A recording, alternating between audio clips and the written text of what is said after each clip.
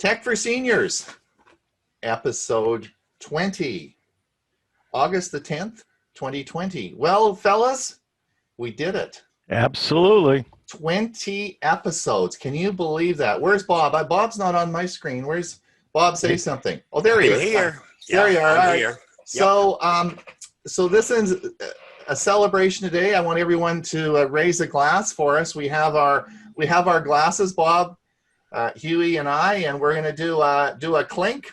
Let's do a clink, and and have a sip. Salute. Mm-hmm. So it was on March the 19th that I got back to our home here, and I was concerned because we arrived back in the middle of this COVID thing, and I was worried that people would be housebound and wouldn't have any entertainment, and I worried about us as a group, as seniors. So I thought about Tech for Seniors and the concept. So I emailed Huey and said, what do you think about this idea? And Huey said, it's a great idea, only if I'm co-host though. And so I said, you're on, we'll do that. And then a little bit later, Bob came on, and then that was 20 episodes ago. And, we started on a wing and a prayer, and we got Zoom bombed, and we had to figure out how to edit videos and put things on YouTube and do all this stuff. But over the 20 episodes, everybody stuck with us, and still everyone comes online and listens to us each week. So it's sort of a fun thing that we've done. Huey and I had a big talk this weekend. This is our 20th episode, and what are we going to do? Like, are we going to keep going, or are we? And so we have made a commitment to keep going, and we're going to keep and Bob is also going to come and keep going with us. We have a few other people that might be involved with the show, and so and I'll have some more announcements on that. But we're going to keep going, and hopefully everyone will support us, and we will keep coming and watching it, and we'll have some fun and keep on as we're doing, eh?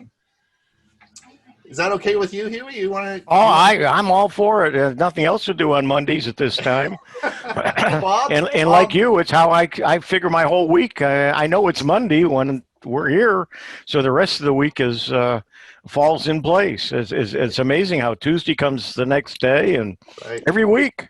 Right. Well, the rest of my day is usually made editing the video and uploading it and getting all the stuff done. So my Mondays are usually taken up pretty much with this. So anyway, that's good. And now the second thing announcement I wanted to make for everybody is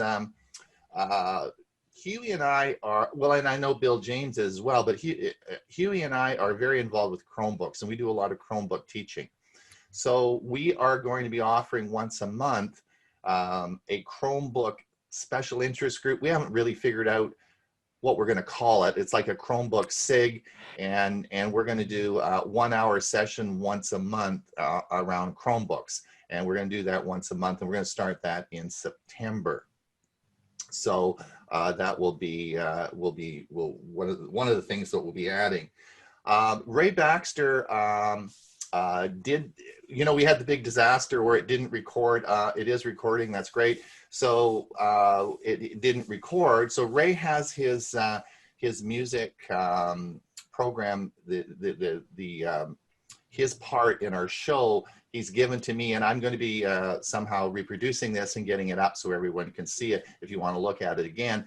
But the concept that he had of having a music club, I thought was so cool, and just being able to play music with a bunch of people in the afternoon was really a great idea, and so we'll I'll get that organized this week. Now the other thing I wanted to mention, and I'm going to put this in the show notes here on the right side, Chris and Jim Gould, as I'm sure you know, Geeks on Tour, have started a new YouTube channel, and they need some help. And I said that I would bring this on the show and ask everyone to do them a favor. And I'll put the link in the notes. What we need you to do is just to log on to their site. It's a YouTube, and just click the YouTube link. I'll put it in the side panel there, and subscribe. And we want you to subscribe to the channel. And the reason I want you to do this and help them is because it's just a brand new channel. Geeks on Tour, of course, is a big channel, which is not a problem, but they're starting this new one, and they need to get 100 subscribers initially so they can name the channel. And if they don't, until they name it, it's not searchable and it's hard to find. So that's why I said, I'll get you 100 people. So all I need you to do is just subscribe to the channel, and then and that will work out really well. And I'll put that in the notes in a minute. The other thing I want to just remind everybody is this coming Saturday is APCUG's conference. It's the Virtual Technology Conference. I'll put that in the show notes as well. I will be talking on part 2 of Saving Your Life with wearable technology. And then there will be another one on free NASA's. And of course, Bill James will be doing one on Chromebooks for geeks. That should be a great one. Fundamentals of Office 365, solve your password management problems, and a PC user's guide for avoiding grief and losing information. So lots of really great stuff that for next Saturday. So I would encourage you, if you haven't registered, it's free. Just register, and then you can watch the show. Greg, did you have a question? What time does it start? It will start, it starts at 1 p.m. Eastern time. And I'll put the links in the notes for you, and you can just go on, right? They do require registration, but there is no charge. So it should be fun. Hey, Bill, are you gonna, and Bill's going to be the new moderator for track 1, and that should be a lot of fun. You do have to register through Eventbrite. You do not need an Eventbrite account to do that. Yeah, just click on the link and I'll put it in the notes and do that. All right, well, that's great. Well, we've all had our champagne. I guess we got to get down to business. I guess, Bob, you're up, eh? All righty. Let me share my screen, share my sound.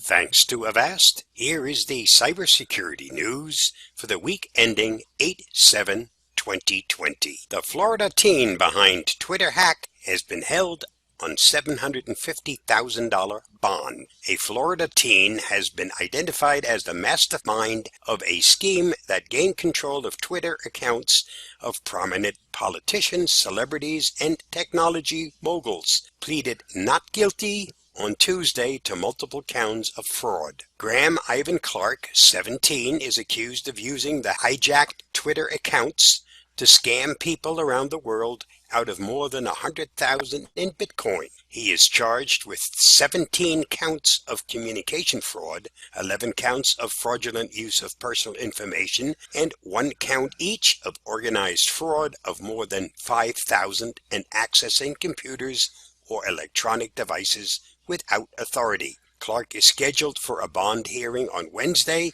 and he remains in Hillsborough County Jail with bail set at $725,000, according to court records. Zoom changes its business model with China. Zoom sent an email to its customers in China on Monday announcing that as of August 23rd, the video conferencing platform will no longer offer direct sales to users in mainland China. According to Reuters, Zoom informed its users the move would provide them with better local support. This shift is yet another way the company is distancing itself from its operations with China.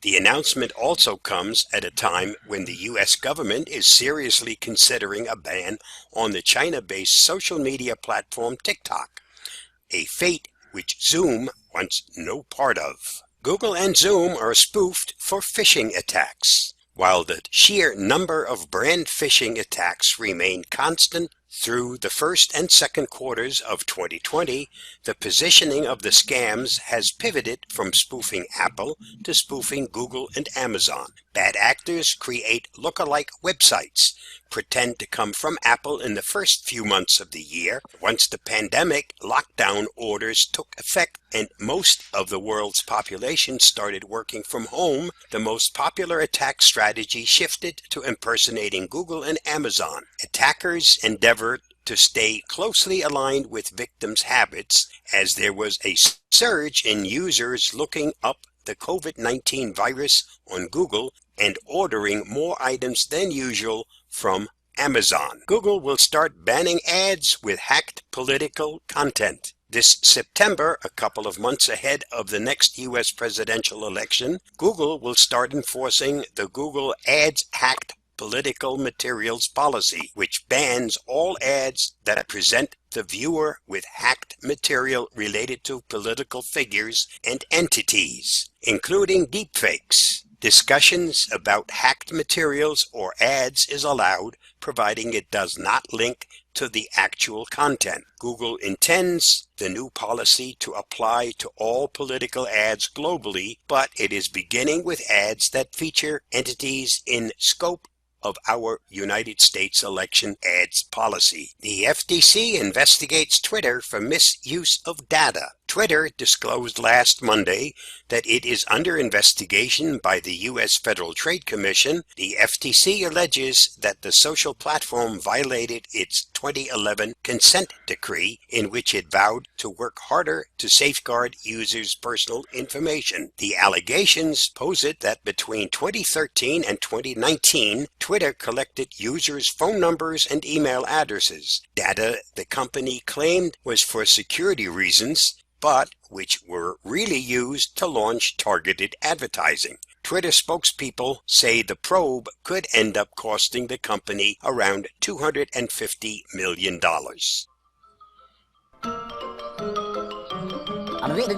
That's all, folks. Stay safe. See you next week. Hey, thanks a lot. Well done. So they did. So Bob, they did pay the money, eh? The Garmin paid the money. Yeah. I don't know the exact amount. They're not disclosing that. But Garmin paid because Garmin, like most companies, not prepared to have their system hacked. Usually they're not backed up. And that's where the problem comes in. If you're not backed up and all your data disappears, you're kind of up the creek without a paddle. You are. And so, listen, in the chat notes, I've put the link to Geeks on Tour for the YouTube, for their YouTube channel. And if you could click on that and then just subscribe. And also I put the link in there for APCUG registration. So Huey, I guess you're up. All right. Let me share my sound at the same time. The champagne didn't sort of go to your head, did it? Oh no, it went to my mouth.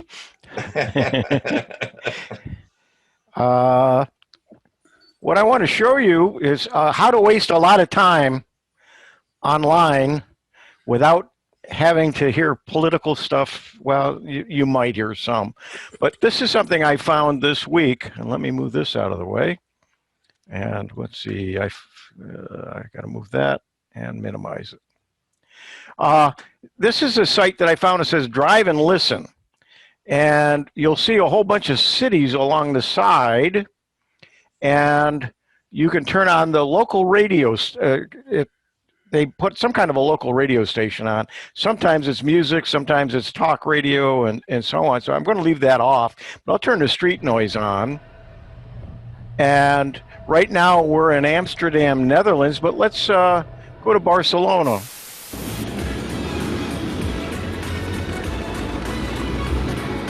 That one, the radio station's on, so I'll stop that. We just hear the street noise.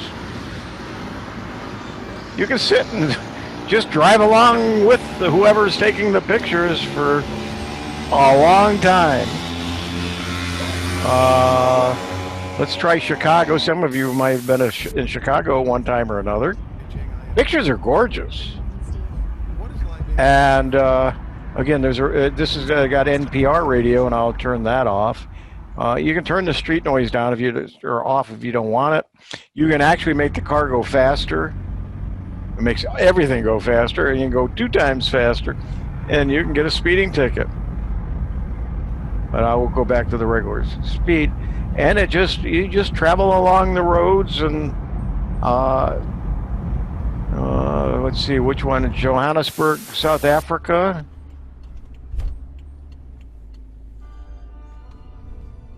Are we going down the wrong way here?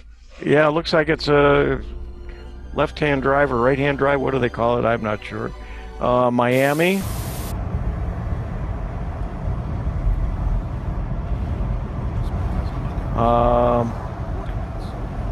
Seattle. They show the better parts of Seattle, I guess, or at least before it got. You don't see any homeless people on the sides and so on, and nobody. So it's kind of a friendly ride. And those of you in Toronto, they don't leave you out.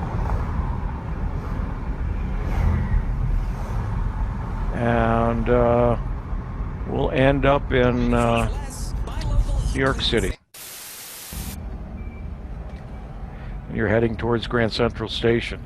Now, what I have noticed is it's not live. This is recorded, and every time you start it, it starts at the same place for each city. So you're not just joining in, it's there. But, you know, it's a great way to waste away a couple hours if you want to and just view the sites. I thought I'd share that with you because in these times where you want to get away from all the political stuff and all of the pandemic stuff and so on, what a great way to lose yourself. It's called Drive and Listen at KUAPP.com, and I'll copy that and then I'll throw it in the show notes. And with that, I'll stop it and stop sharing. Just something to do in your spare time when you want to while away some time and not play tic-tac-toe or solitaire. I've already been playing with this since you were good enough to share it on Facebook. Yeah. We go for a drive. Yep. No gas. You don't have to spend any gas, right? Excellent. Thank you, Hewie. You'll be back shortly? Yes. All right. Okay. Well, I guess I'm going to share my screen.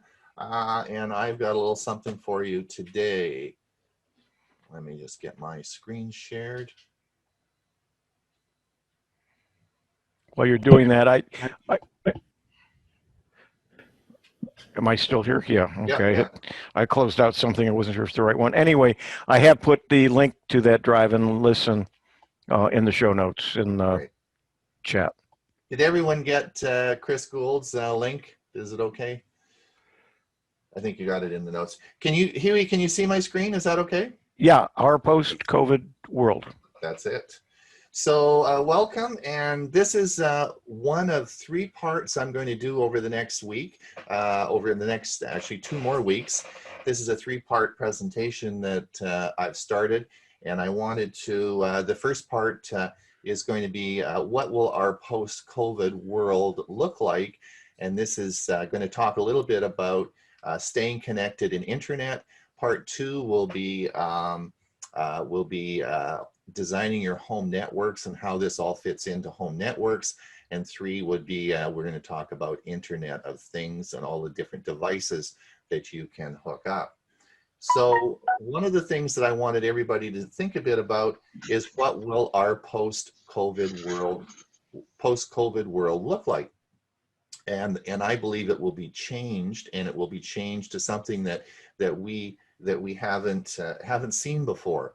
In fact, CES, which is the big electronics trade show, announced this last week that it's going to be a virtual conference now next year instead of being in Las Vegas. I think the changes occurring in the last 3 or 4 months will probably be with us forever. And in fact, the way we communicate and the way we do conferences and the way we do meetings will all change. Now, it will change. Now, the issue will be, the importance will be, of course, staying connected. And I think this is, and of course, we'll be doing this virtually, and we'll be doing it through various ways in which we've talked about, and we'll be doing Zoom meetings and Meet meetings and all sorts of different things, but it will all be, virtual. because pandemics have been around for a long time. Right back when Marco Polo brought the fleas back from Mongolia, and that started the great epidemics or great pandemics of the plague in the 16th century. This has followed through, and we've seen similar problems as we've gone through the civilization's history. And COVID-19 won't be the last, but it probably will change the way in which we are going to be doing things. And this is why the internet is so important. And I wanted to talk about redefining the internet as something that we look at in a little bit different way.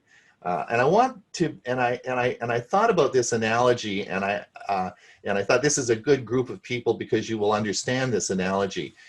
When I was a young lad, and I was really young, probably about 5 years old, on our street and on our home in Edmonton, Alberta, there were people on the street that had a party line with their telephone. And the party line, of course, was, you called into the operator and said, can you put me through to this? And it was, but our house, we had actually a private line. We had a phone number. We didn't use a party line. And because my parents thought that phones were important, and they thought that they should pay something each month for a phone number. But other people on the street, of course, didn't believe in phones and thought that they should have a party line, and they didn't pay very much for the party line. Now, fast forward all these years, and we have a similar situation with the internet. Many years ago, we all had internet, and we paid maybe $20 a month for it, and now we're sort of really concerned because we're paying so much more money for this fast internet. And my concern is that we are going to need to be connected, and we're going to need fast, reliable internet.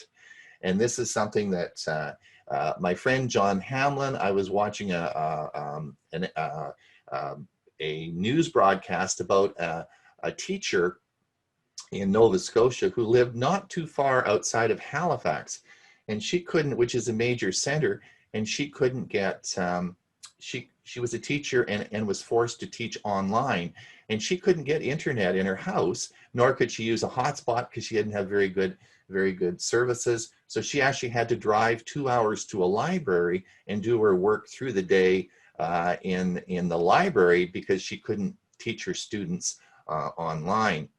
So having a universal, fast, reliable internet is going to probably be a right rather than than an option or a luxury or something that was thought about in the past.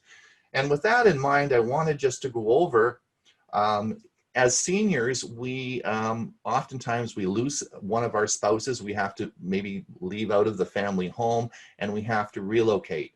And if you're looking at a new place to go on your checklist, whether it's an apartment, whether it's a condo, or whatever it is, there's 5 things that you should look on your checklist to make sure that it has what you need. And that's internet, internet, internet, internet, and internet. And let's talk a little bit about this. To have a fast, reliable internet, these are the options on the left side that you have today. And we're going to talk a little bit about what these options are. The first option is at the top is DSL. Now, DSL is an old technology that's been around for 25, 30 years. The maximum speed is around 100 megabit download, and it's usually found in big centers downtown, apartments and that, because it doesn't go very far before you need another building, a repeater station, to actually have the system, to extend the length of the system. It doesn't go very far. You need repeater stations built, and that can be very expensive. So we usually see DSL lines in apartment complexes and condos in downtown areas where it can service lots of people. This is a very old technology, and as I said, the maximum speed of this is usually around 100 megabit download, and that will be, and that is problematic as we move forward. The second one is of course our cable. Well, the cable boys are struggling. They're rebred into the lifeline here, because I thought the cable people would be gone, but they now can get a gigabyte out of the cable. Now, you got to remember that cable companies are really mostly fiber optic, and it usually is coax cable coming into your house. So they have actually got, now the cable companies have upped the game so that they're offering a gigabyte service, which is 1,000 megabytes download. This is interesting, and it's probably the last kick at the cat for them before they disappear, but they for sure will be, they're offering a gigabyte service now. Fiber optic is of course great. Commercially, fiber optic is probably, or the retail is probably around 2 gigabytes download speed. So it's plenty fast, and this works well. What Hewie and I talk about a lot, or particularly Hewie talks about, is Starlink. Where will it fit as far as what's happening in the future? We don't know what their speeds will be, but I suspect it will be reasonably fast. And of course, the fastest will be 5G. Now, with a gigabyte connection, we have increased reliability. We have lower latency. We have certainly a new level of entertainment that we'll be able to offer.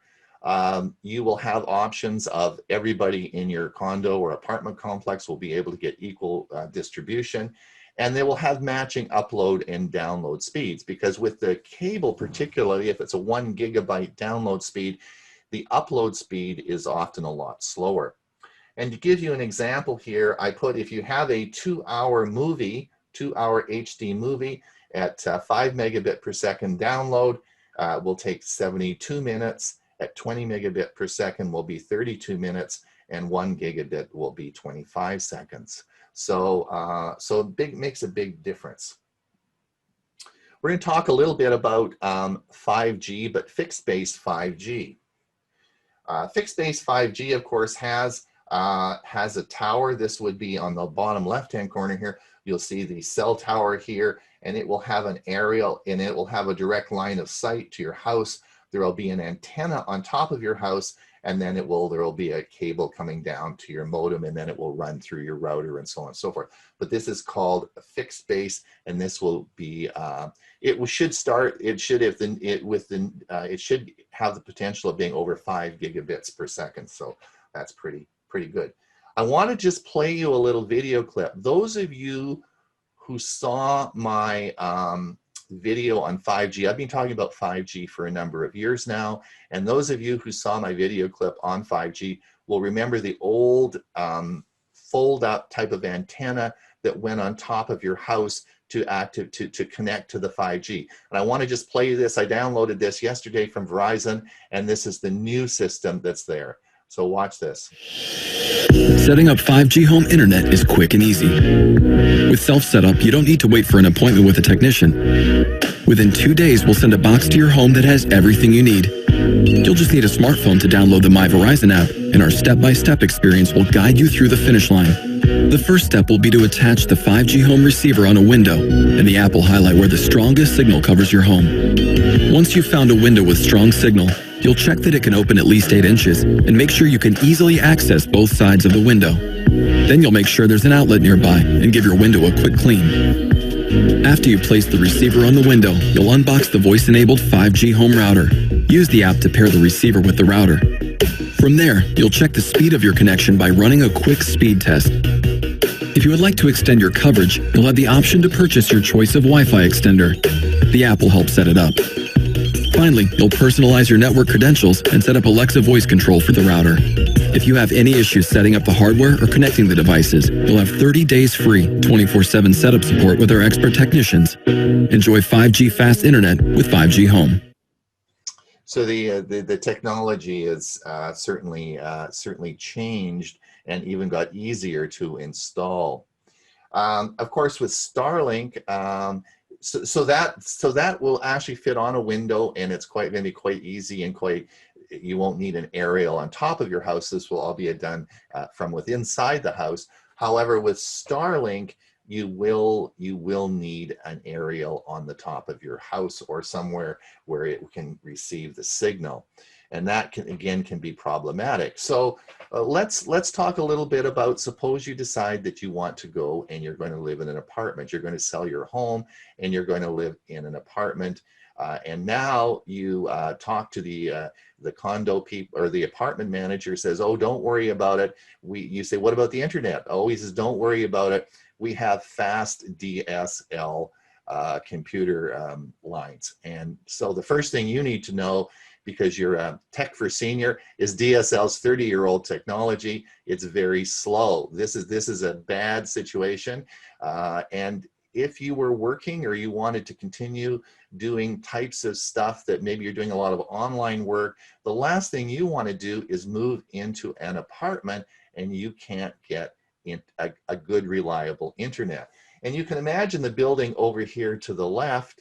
And I purposely put this building in here because there are no balconies. There's no way in which you can put any aerials. Suppose you couldn't get a hotspot where you could get more speed, and you were stuck with what was in the apartment as their old DSL system. And remember, 100 megabits is a very fast, efficient system. A lot of these old apartments have poor connections, and coming out of the wall, you may be getting 20 or 30 megabits, which might not be anywhere near what you need, and you're stuck. And some people might even try to put an aerial on the outside, which I sort of portrayed here. But again, these are usually against apartment rule. Usually against apartment rules. So, so John, can you, John Ham? Yeah, that's good. Thanks. So it's a problematic when you're moving into an apartment. Let's talk about condos. So this is suppose you plan on selling your home and you're going to move into a condominium. This is suppose you pick an older condominium like this one on the left side, and you think this is really nice and you like it, and you say, what's going on with the internet? Maybe there's people in this building, and maybe it's the majority who don't own computers, are not interested in the internet and have a different priority on life than you do. And now you are into a strata, you're into management, and at the first management meeting, you bring up with the strata that the internet, you really want some internet. Well, now you have to convert everybody in the strata. A lot of times there's a lot of infrastructure that has to be built into putting in a fast internet for this. And so you may be putting yourself into a situation which would be really a sad situation. So again, you need to thoroughly research your internet options, because it may not be easy once you get into one of these establishments to have a fast connection. This is called a park model. This is what we live in Arizona, and this is a new one, and I put this in so you could see that how it lifts up and you can get underneath. Now, Jim Copeland and I spent a lot of time at Silver Ridge, and I'm sure Jim will attest to this. What happened in Silver Ridge is they had an old DSL system that they decided to stop using, and that they were going to run a cable system from Cox Cable for internet into all these homes. Well, that would run through the existing coaxial cable that was underneath. And most of the homes in Silver Ridge were 25, 30 years old, which meant they had underneath of these units was old cabling. When Jim and I would go underneath, we'd see, someone had decided to run a cable from one room to the other. They had 100 feet of cord. They just would drop the cord on the ground and run the connector up through the floor. The connectors were rusted. It was a really big disaster. And, when we had basically almost all the homes in the park had to have all their coax cabling taken out with proper connectors and proper stuff done. And Jim and I certainly saw a lot of bad cabling under those units. So it's So again, cabling is important if you're looking at running an efficient system. This is my house. This is if you look up on the top left, you'll see this is the I actually am fortunate. TELUS, which is our telco company, has fiber optics right to the front door here, and also in this box is Shaw Cable, which is the cable provider. If you see, this is the side of my house here, and you'll see what I did is I ran conduit, this white pipe, all the way under and out to the cable box, and the cable line comes through under the sidewalk here up into this conduit. It then comes into my crawl space, and it comes over to up into my office here, and it's one line. There is no splice. I splice it in the office, and the first splice goes right to my cable modem, and then through the router, and then on the left side it goes to all the televisions in the house. So the first splice is right to the modem. And so this has worked well, and I have a very fast, reliable internet. And that's what. So that's why I think that we need to redefine the internet. It is now not something that's it's part, like it's like water, it's like electricity, it's one of your utilities that's going to be a major part of your life as we move forward. And there will be lots of new technologies to keep a fast, reliable internet for you. And you're going to need that, because to communicate, we're doing it today on Zoom. Many people have trouble with Zoom. They get dropped off of Zoom. The Zoom connection may not be the Zoom. They may not be able to do Zoom very well, and this is all related to a poor or unreliable internet connection. So that's so next week we're going to talk about home networks and how to set those up, and what a router is, and what's 2.4 versus 5 gigahertz, and we're going to get into some of the technicalities. But you have to have a good, reliable internet before you can start to do some of the things we're going to talk about next week. And I would encourage everybody to really explore the fixed base 5G, which is really in most of your centers now, and you should be looking at that. And all of them will have, all the companies will have something similar to Verizon's. Okay, I guess we should, I'm going to unshare my screen. Hewie, are you ready to go? I'm ready to go. Am I blabbing on too long? It's okay. I would have let you go for longer if you wanted to. No. Oh, you're still sharing. You're still sharing, but am I still sharing? Okay, I'll go grab it.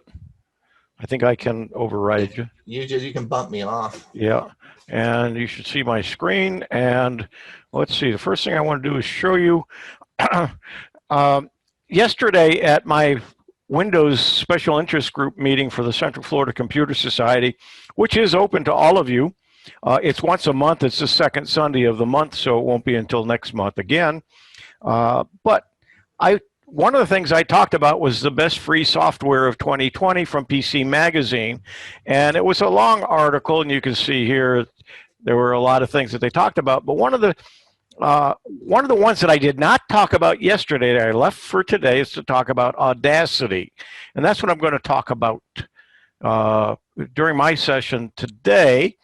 And but before I do that, I have, if I can find it here, just a couple of slides to show you. One is, I found this. Let's see, I got to switch display settings and swap. I thought this was an interesting PowerPoint slideshow, so I grabbed it. Audio to Facebook. Now, why would you want to put audio on Facebook? That's a good question. I had a situation, though, where one of my neighbors had done a parody of a song and wanted to share it with some of her friends. And she did it as an audio, just like karaoke, just sang the song. And she wanted to post it on Facebook. Do you know that Facebook does not have a way for you to upload audio? You can upload video and you can upload pictures, but you can't upload audio. So I want looking for some ways around that, and that's what I'm going to talk about here, and then I'm going to show you Audacity as a program. So if you want to post some audio one way on Facebook or some of the other services as well, one way is to host it yourself. If you have your own website, you can put the the audio file on there and then link to it and then show it and put it on and upload it to Facebook and have a link back to it. Another way is if you have Dropbox, you can put it in Dropbox and make a link to it in Facebook, and it will go out and get that file. The problem is if you should ever delete it from Dropbox, it's gone from Facebook and no one can use it. Then I went looking, and there's a program, and there are other ones as well, but SoundCloud was the one that I chose. And what SoundCloud is a place where you can record audio. You then upload it to SoundCloud. They give you the storage area, and it's somewhat limited for free, but you can subscribe to them as well for a cost. And you can leave it there and then point to it from Facebook, and that way you can share it.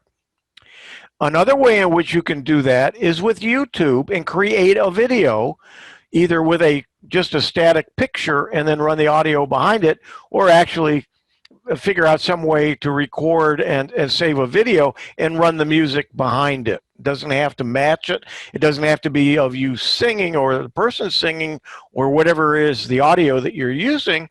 It could be just a picture of a hummingbird like you're seeing here, and the music going on in the background or whatever the sound is that you're going to have. There is another site that I've not used, and that's the Cloud app, and it's my.cl.ly, and then you log in. And they also have a paid fee, but they do allow you some freebies. ChirpBit is another one, and these links we'll make available on the website. And if Ron, if you'd grab this screen, maybe I can do it here. Well, I'll have to do it. I'll do it before the end of the meeting. And then the other thing is I wanted to show you is Audacity. Huey, I got it. Okay, great. I don't know if the links are live, what you got, but if not, I'll make sure that I get live links to it. Audacity is an audio editing program, and that's where you find it. And it's free. It's audacityteam.org, and I'm going to just give a quick demonstration of it. I'm not teaching you how to use it. I just want you to see the program. And let's see, I got to minimize this, and I'll bring up Audacity. And I just installed it, and you can get help. Anyway, this is what the program looks like. I am going to load an audio file that I grabbed, and I am going to open it. And I'm going to, it's an MP3, and I'll grab it. And let's listen to it. It's only a couple of seconds, 14 seconds long, and let's listen to it.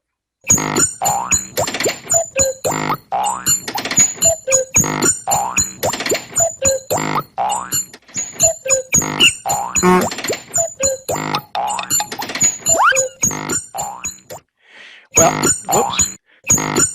Let me stop it here. Anyway, that's the sound. It's just a sound effect, some crazy sound. And, you know, I like to have something unique as a ringtone on my phone. And what I'm finding is I'm getting more and more hard of hearing. So if I don't hear it, what use is it? So I want to take something like this and make it louder, and then save that file. And this is where Audacity comes in. Another place where I've used Audacity is I wanted some music in the background of a video that I was doing, and the music was only 2 minutes, and the recording was about 12 minutes. So I was able to copy and paste and add the section onto the end. But just to show you how easy it is, I am going to say, okay, I'm going to take I'm going to highlight the tracks. I'm going to remember how to do this. It's highlighted now, and I'm going to go to effects. You've got all kinds of effects that you can do with that, but I'm going to just tell it to amplify it. I can then say, well, it's a 0.27. Let's jump it up. Let's see, 8 or 9, something like that, and say okay. Notice what it did to the file, and now listen to it.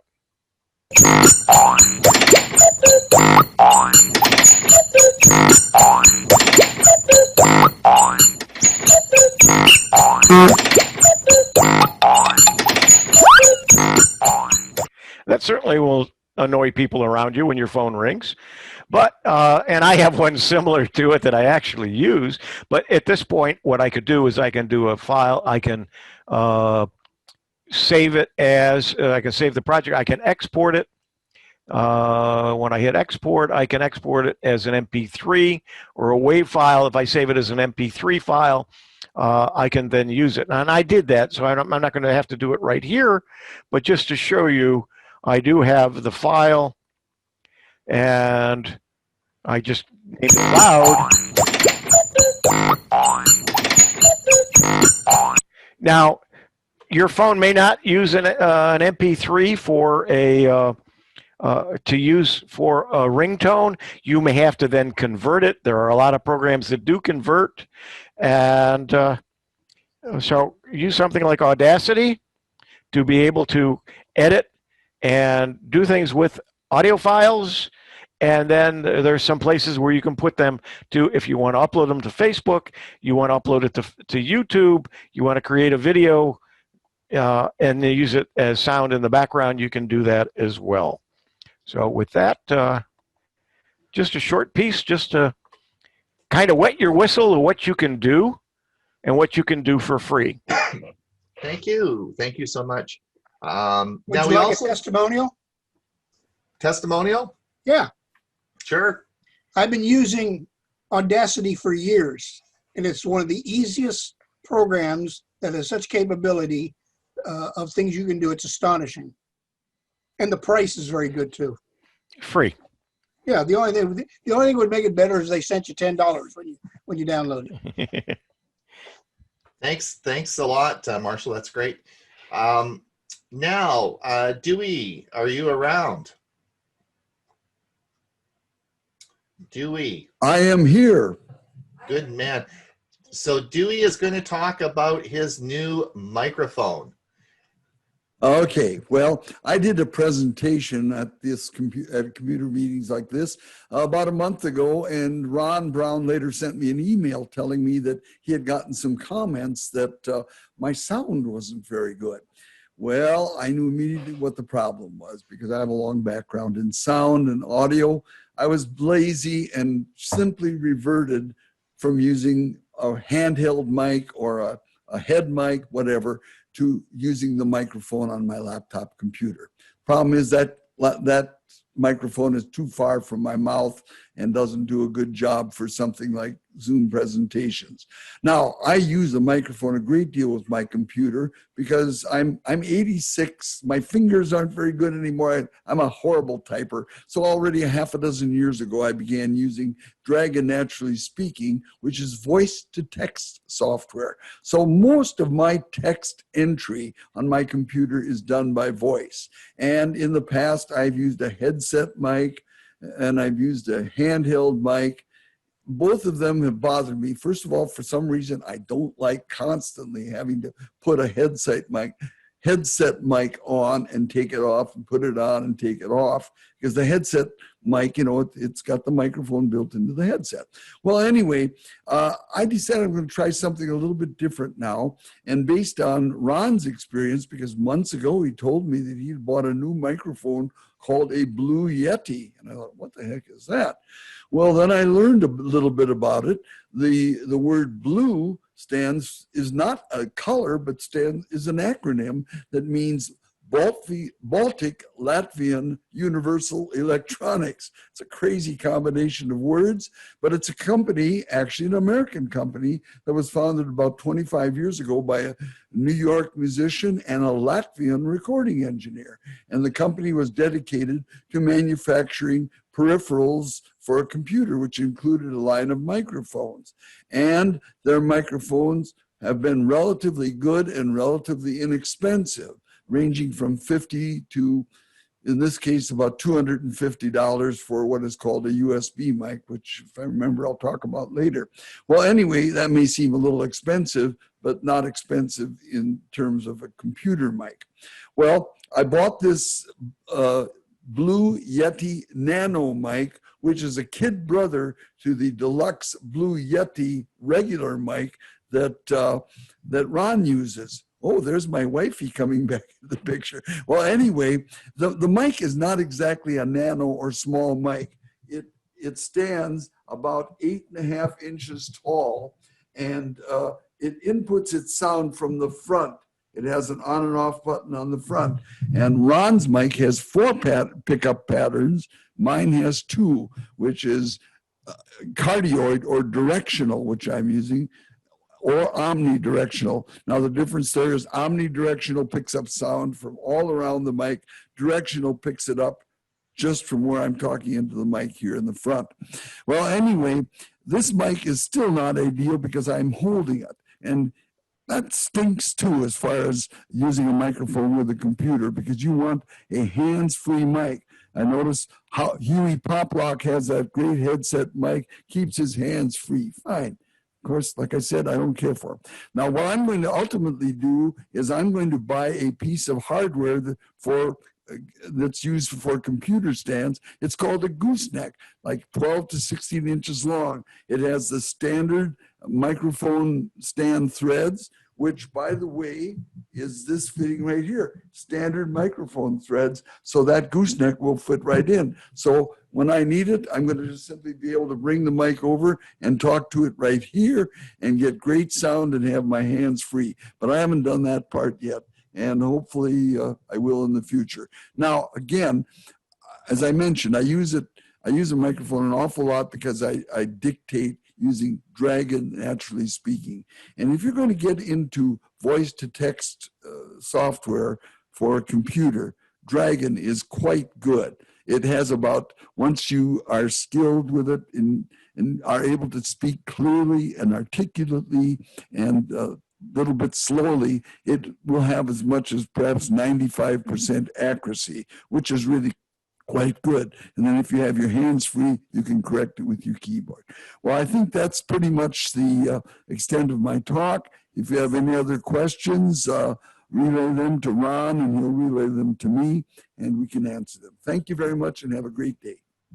Thanks, Dewey. That was your sound was great. It was bang on. It was really good.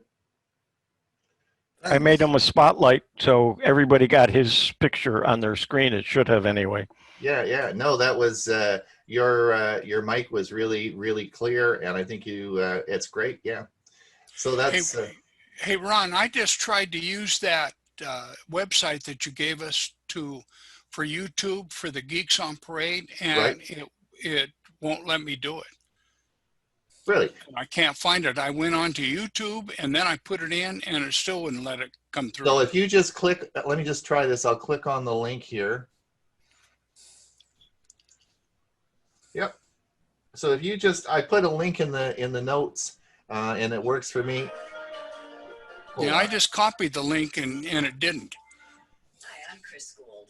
Hold on here. Yep. So if it does work, because I just did it, I put it in the chat, and it's the one that I said above link to Geeks on Tour. Please subscribe. Just click on that link. If you just click on it, Greg, it will work. And it would be great if everyone could click on that now and just subscribe. That would be wonderful, because then we can get the numbers up. If you copy it, you might just copy an extra space, and then of course it won't work. Right. Click on it; it'll take you there. Many of you may or might not know, but for example, a lot of you had trouble finding tech for seniors, and that's until we got the playlists organized and got it all done. When you start out with a YouTube channel and you're it's the first channel that nobody has any links to it, it's really hard to find. So they're just starting this new channel, which is going to be a photography. It's going to be all about Google Photos. It's not going to be, they're going to have their Geeks on Tour, which will be the other stuff they do, but they want this just for Google Photos. And they need 100 signatures or 100 subscribers before they can call it Geeks on Tour, Google Photos, or whatever they're going to call it. But they need, before they can actually label a channel. So I said we would help them out, and that would be great. So Ron, if I might say, if you go to Ron's channel or any of my channels, the CFCS one or the Hewie P one, please subscribe. It helps us a lot. Yep. Hey, Ron, I just went ahead and did it, and I just subscribed to him. Great. So as Bob said, I think when I copied it, I didn't copy it exactly right. I thought I did. But anyway, it just popped it right up. So if you'll just go to where it says YouTube's and then Geek, just click that. You'll pop right into it. Thanks, Ron. Yeah. Thanks, Bob. And good job, all. Yeah. And what happens is when you like something and you subscribe it, YouTube will remember that and it'll get you back to that site a lot easier, and it helps us because we get higher ranks on the searching, which makes it easier for you guys to find the stuff, right? So it's not hidden. So always subscribe and always like if you, and we went over that, I think, last week on how to subscribe. I think I subscribed to, I do probably 4 or 5 a day. I looked the other day, I'm subscribed to 350 channels, like it's crazy.